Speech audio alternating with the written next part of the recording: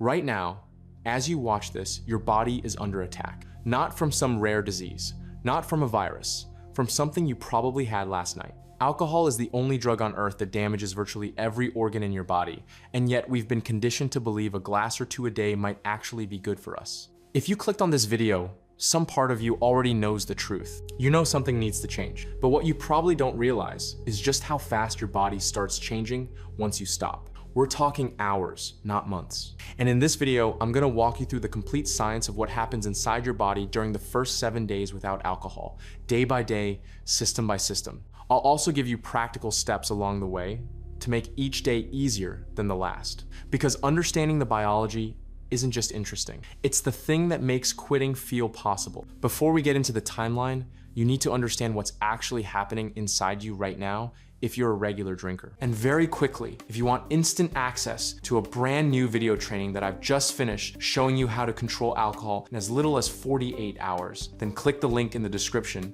This new method is not about using willpower therapy or AA meetings. It's totally different. I do not publish this video anywhere else online, and it's already changing thousands of lives. So click the link below for instant access. Once you're on the next page, enter your name and email address, and your free training will begin. It takes just 7 minutes to watch, but it'll feel like somebody flicks a switch in your brain. And honestly, I'm not sure when I'll start charging for this 7-minute video training. That's how good it is. But whilst it's still available, click the link below, enter your name and email address, and watch that video now. Every time you take a drink, your liver converts ethanol into a chemical called acetaldehyde. If alcohol is a pistol, acetaldehyde is a shotgun. It's a known carcinogen. It damages your DNA and prevents your body from repairing itself. For years, maybe decades, you've been marinating your cells in this stuff. Your liver, your brain, your gut, your immune system, all of it swimming in a toxic chemical that most people can't even pronounce. And the worst part? Your body has been so busy fighting off the poison that it never got a chance to actually heal. That changes the moment you put the glass down. Now, I need to be upfront about something. The timeline I'm about to walk you through is based on the typical experience of a moderate drinker whose body still bounces back reasonably well. Everyone comes into this from a different starting point. Your age, genetics, and how much you were drinking all play a role. If you're a casual drinker having a couple of pints a week, only day one will really look like what I'm describing. If your drinking has become a serious dependency, some of these changes might stretch out over weeks or even months instead of days. The path is the same, the pacing might differ. So don't panic if your experience doesn't match this perfectly. What matters is that the repair process begins immediately. Let's start with day one. The first 24 hours after your last drink are all about one thing: clearing the poison out. Your liver metabolizes ethanol at a steady pace regardless of how much you drank. As a rough guide, your body will clear about 1 standard drink per hour. So if you had 5 drinks last night, you're probably still processing ethanol well into the next morning. Your blood alcohol level peaks and then starts to crash. Your liver has been working overtime for years. It's tired, it's inflamed, but the bombardment has finally stopped, and for the first time in a long time, it gets a chance to breathe. Here's what you'll likely feel on day one: foggy, maybe anxious, possibly a headache, some nausea, general fatigue. This is the hangover, but it's also something deeper. Your brain has been relying on alcohol to artificially boost a neurotransmitter called GABA, your brain's natural brake pedal, the thing that calms you down and slows neural activity. Over time, your brain learned to anticipate this artificial GABA boost and responded by lowering its own natural GABA production. So now, without alcohol in your system, your nervous system is slightly overactive. You feel wired but tired at the same time, restless, on edge. That's not weakness, that's chemistry, and it's temporary. But here's what most people don't understand about day one, and this is where it gets really interesting. The discomfort you feel isn't your body missing alcohol, it's your body waking up. Think of it like ripping a bandage off a wound that's been festering. The sting doesn't mean something is going wrong. It means healing has started. Your liver cells are already beginning to calm down from the firefight.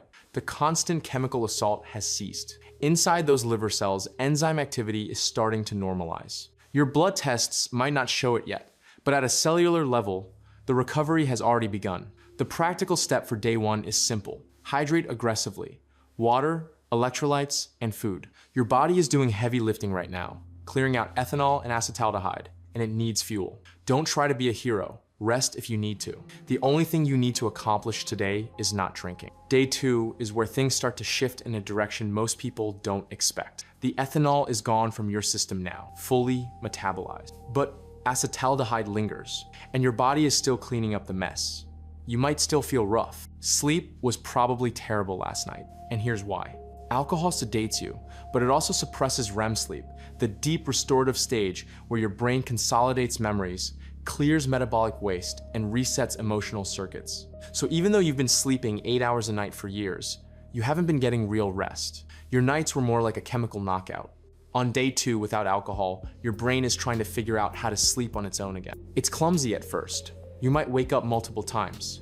You might have vivid dreams. That's your REM sleep trying to come back online. The anxiety might peak on day 2. This is the GABA imbalance at its worst.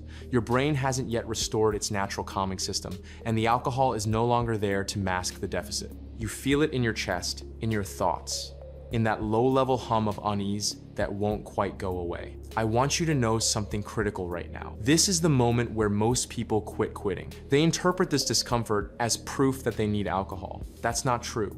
That's the drug talking. That's the conditioning. You weren't managing stress with alcohol. You were creating a chemical dependency, then temporarily relieving it, then calling that relief relaxation.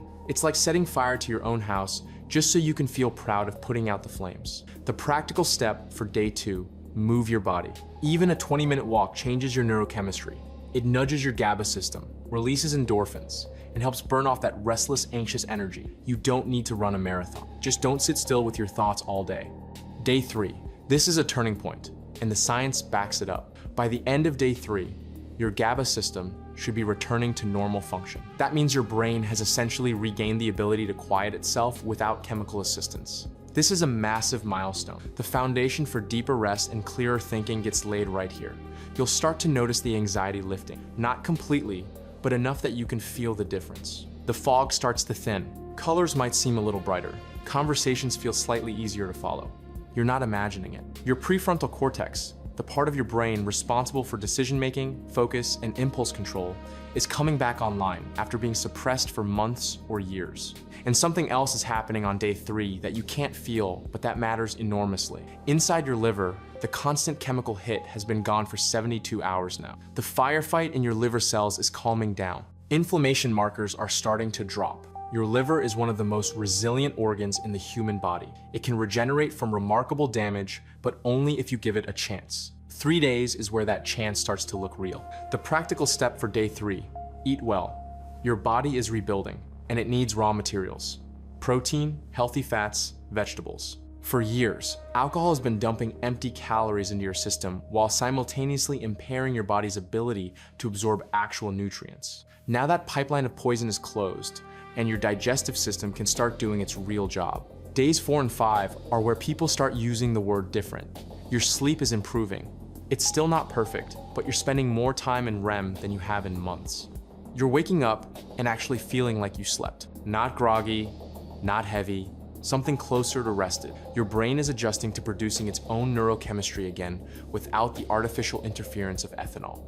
Dopamine, the chemical your brain uses for motivation and reward, has been hijacked by alcohol for as long as you've been drinking. Alcohol floods your dopamine receptors with an unnatural surge, and over time, your brain responds by dialing down its natural dopamine production. This is why drinkers often feel flat, unmotivated, and bored without alcohol. Your baseline dopamine has been suppressed, but by days 4 and 5, that baseline is starting to creep back up. You might feel a flicker of motivation that seems to come from nowhere. An urge to clean the house, go for a run, call a friend. That's your natural reward system rebooting, and it's only gonna get stronger from here. Your immune system is also waking up. By this point, systemic markers of inflammation in your body have started trending downward. Pro-inflammatory cytokines like IL-6, IL-8, and IL-12 are measurably lower now that ethanol is no longer inflaming your liver and immune system. This inflammation reduction translates into tangible benefits you can actually feel. Better energy, better mood, improved muscle function. That heaviness in your body, the general feeling of being weighed down that you assumed was just aging or stress, a significant chunk of that was chronic inflammation caused by alcohol. That's not age. That was getting poisoned daily. The practical step for days 4 and 5, start paying attention. Write down what you notice, how your mornings feel, how your energy moves through the day, what your skin looks like, how your thoughts feel. You're gathering evidence right now. Evidence that the version of you without alcohol is sharper, clearer, and more alive than the version you've been living as. Day 6. Something subtle but powerful is happening with your skin and your appearance. Alcohol is a diuretic, meaning it forces your body to expel water. Chronic drinkers walk around in a state of low-grade dehydration that shows up in their face, their skin, their eyes. After nearly a week without alcohol, your body's hydration levels are normalizing. Your skin is plumper. The puffiness around your eyes and face is starting to recede. People around you might not be able to name what's different yet, but they can see it. You look healthier, you look more present. And the reason goes deeper than just water retention. Your body has been spending so much energy processing and recovering from a toxic substance that it had almost nothing left for maintenance, for repair, for making you look and feel good. Now that energy is being redirected. Your cells are being repaired instead of damaged. Nutrients are being absorbed instead of blocked. Sleep is restoring you instead of sedating you. Everything compounds. The practical step for day 6 is one most people skip, but it matters. Remove the alcohol from your environment. If there are bottles in the kitchen, get rid of them. If your route home takes you past the liquor store, change the route. You're not doing this because you're weak. You're doing this because you understand how conditioning works. The trigger isn't the craving. The trigger is the cue. Remove the cue, and the craving has nowhere to land. Day 7, 1 week. And by the end of this first week, various health metrics are measurably, demonstrably better. Your liver enzymes are starting to normalize. Your blood pressure has likely dropped. Your resting heart rate is lower. Your sleep architecture is restructuring itself around real restorative cycles instead of alcohol-induced sedation. Your gut lining, which has been battered by ethanol for years, is beginning to repair. Your immune system is functioning more effectively than it has in months. And your brain, the organ that alcohol damages most insidiously, is rewiring itself. New neural connections are forming. Old patterns are weakening. The fog that you didn't even know you were living in is starting to lift. Here's what nobody tells you about day 7. The physical changes are impressive, but the real shift is psychological. You've just done something that a week ago felt impossible. You went 7 days without a substance that had its hooks in every part of your daily routine. Your after-work ritual, your weekend plans, your stress response, your social life, all of it built around alcohol, and you pulled the plug and survived. More than survived, you feel better. That realization changes everything, because the story you've been telling yourself, that you need alcohol, that you can't relax without it, that life is boring without it, that story just got its first crack. And once the crack is there, the whole wall starts to come down. Think about that for a minute. In just 7 days, your liver started healing. Your brain chemistry began rebalancing. Your immune system calmed down. Your sleep improved. Your skin cleared up. Your energy returned. Your anxiety decreased. 7 days, not 7 months, not 7 years. 7 days of giving your body what it actually needs, which is the absence of poison. The human body is the most advanced self-repairing machine in the known universe.